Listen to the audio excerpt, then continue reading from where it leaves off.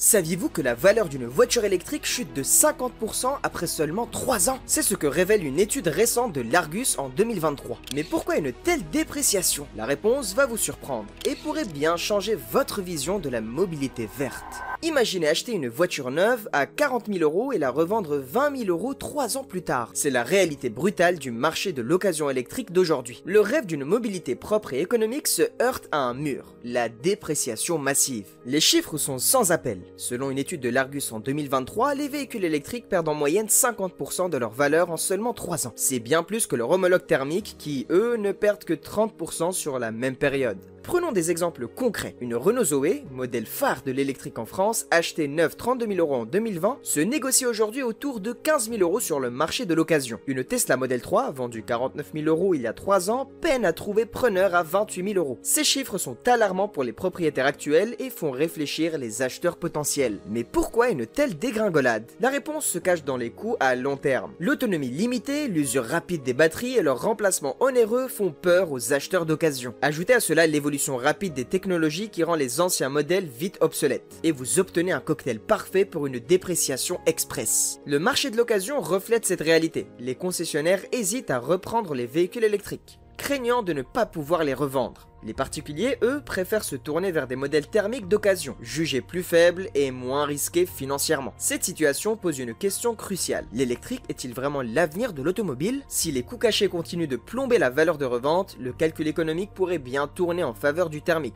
du moins à court et moyen terme. Mais quels sont exactement ces coûts cachés qui font fuir les acheteurs? C'est ce que nous allons découvrir dans la suite de notre enquête. Vous pensez connaître le vrai coût d'une voiture électrique? Détrompez-vous. Au-delà du prix affiché en concession se cache une réalité financière bien plus complexe. Et c'est précisément cette face cachée de l'iceberg qui fait fuir les acheteurs potentiels sur le marché de l'occasion. Commençons par le plus gros morceau, le remplacement de la batterie. C'est le cauchemar de tout propriétaire de voiture électrique. Selon une étude de l'UFC Que Choisir 2022, remplacer la batterie d'une Renault Zoé coûte environ 8 000 €. Pour une Tesla Model 3, comptez jusqu'à 16 000 €. Ces montants représentent souvent plus de la moitié du prix d'achat du véhicule neuf. Pas étonnant que les acheteurs d'occasion soient frileux. Mais ce n'est pas tout. La maintenance spécifique des voitures électriques réserve aussi son lot de surprises. Contrairement à ce qu'on pourrait dépenser, elles ne sont pas exemptes de frais. D'après les données de l'Argus 2023, si les vidanges et les changements de filtres disparaissent, d'autres interventions spécifiques apparaissent. Le contrôle et l'entretien du système de refroidissement de la batterie, la vérification des connexions électriques ou encore le remplacement des plaquettes de frein qui s'usent différemment à cause du freinage régénératif.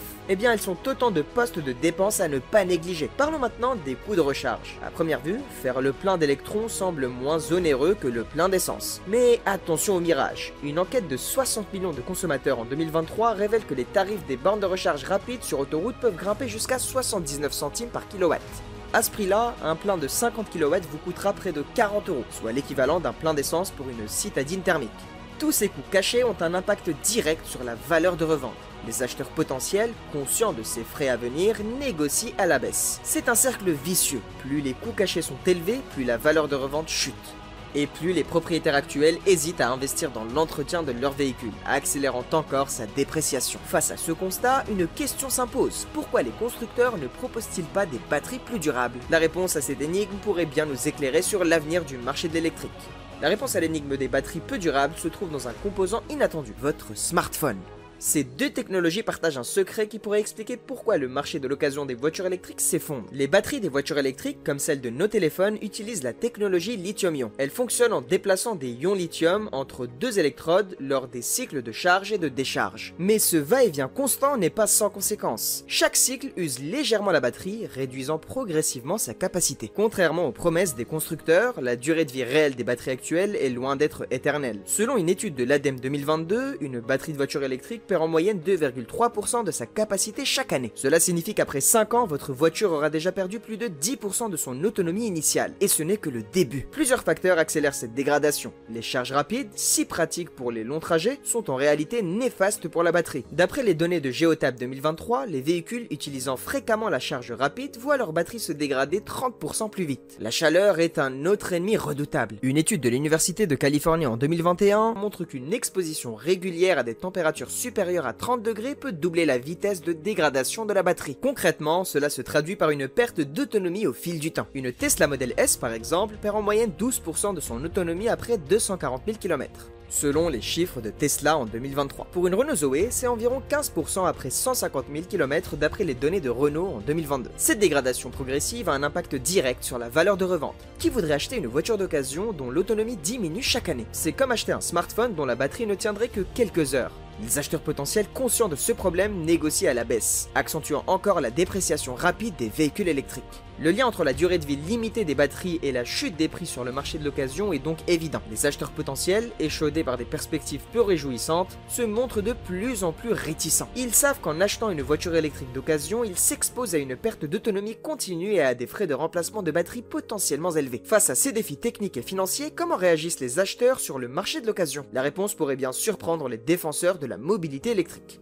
Le marché de l'occasion connaît un revirement surprenant. Contre toute attente, un ancien favori refait surface, défiant les prédictions des experts de l'industrie automobile. Les chiffres parlent d'eux-mêmes. Selon les données de l'Argus 2023, les ventes de véhicules diesel d'occasion ont augmenté de 15% au premier semestre 2023 par rapport à la même période en 2022. Cette tendance est particulièrement marquée chez les familles, qui représentent désormais 60% des acheteurs de diesel d'occasion. Pourquoi ce retour en grâce? Les avantages du diesel restent convaincants pour de nombreux consommateurs. L'autonomie est un argument de poids. Avec un plein, une voiture diesel peut parcourir jusqu'à 1000 km, contre 300 à 400 km pour une électrique. La fiabilité des moteurs diesel modernes est également appréciée. Selon une étude de l'UFC Que Choisir 2022, les véhicules diesel récents nécessitent en moyenne 30% moins d'intervention en atelier que leur équivalent essence sur les 5 premières années. Le coût reste un facteur déterminant. Malgré la hausse du prix du carburant, le diesel demeure économique sur les longs trajets. Un calcul de l'Automobile Club Association 2023 montre qu'un conducteur parcourant 30 000 km par an économise encore 500 € en carburant avec un diesel